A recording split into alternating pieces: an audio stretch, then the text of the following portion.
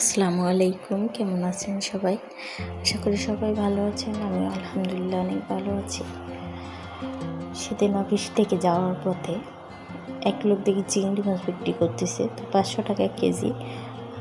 আমি 250 টাকার চিংড়ি মাছ নিয়ে গেলাম। নিয়ে যাওয়ার পরে বাসায় গিয়ে তো মহাবিপদ। মা দেখি চিংড়ি মাছের খোসাগুলো এত শক্ত, রান্না করছে অনেক সময় জাল দিয়ে দিয়ে রান্না করছে, চিংড়ি মাছটা একটু সিদ্ধও হয়নি, মনে হচ্ছে যেন কাঁচা চিংড়ি খাচ্ছে। পরে তো ভাবছি বিপদে পড়ে গেছি, এখন এত টাকার চিংড়ি কী করি।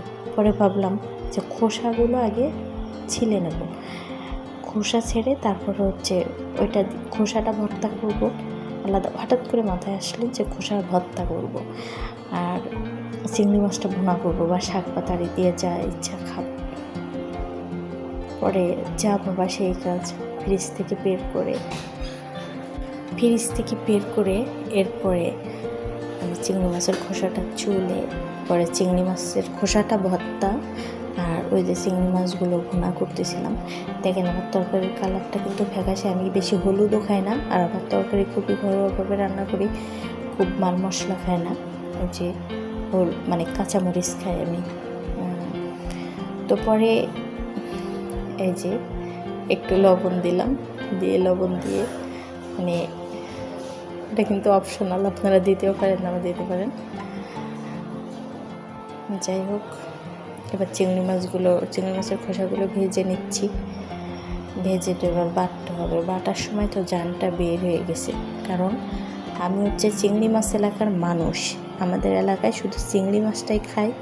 চিংড়ি মাছের এই মাথামুখি ভর্তা কিন্তু ওখানে ফেলে দেয়। কিন্তু আমার ছোটো বোন খুলনায় থাকে, ওরা আবার চিংড়ি মাছের মাথাটা ভালো ভর্তা করে, অনেক টেস্ট হয় মাশাল্লাহ। তো আমি মানে শুধু মাথা না, আমি খোসা ভর্তা করবো আজকে, খোসা ভর্তা করে খাবো। আর তো সব কিছু কমপ্লিট। এখন দেখেন ভর্তা করতে আইছি,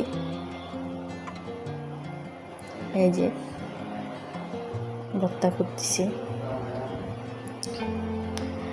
শিলে বাটতে গিয়ে পরে আল্লাহ কি যে এক অবস্থা। যাই হোক, তারপরেও ভর্তাটা করলাম, মানে খুবই খাওয়ার সময় টেস্ট হয়েছিল। এই রিভিউটা দিতে মনে ছিল না, আর আমার আসলে রিভিউ দেওয়া হয় না। দেখেন কোথা দিয়ে কীভাবে সেচতেছি। আজকে তুই মানে বাটবি না, তোর বাপ বাটবে, এমন একটা অবস্থা, খুবই করুণ অবস্থা। যেরকম গরম রান্নাঘরে সেরকম বাটা। পরে মশলাগুলো দিলাম, দিয়ে একসাথে মিহি করে বাটতেছি।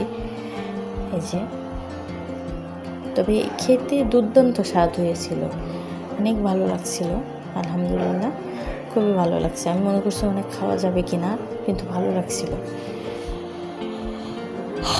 এত টাকা দিয়ে মাছ শাক কিনে যদি ভালো না লাগে কি করবো গাইস বলেন। এই যে ওটাই রাখছি।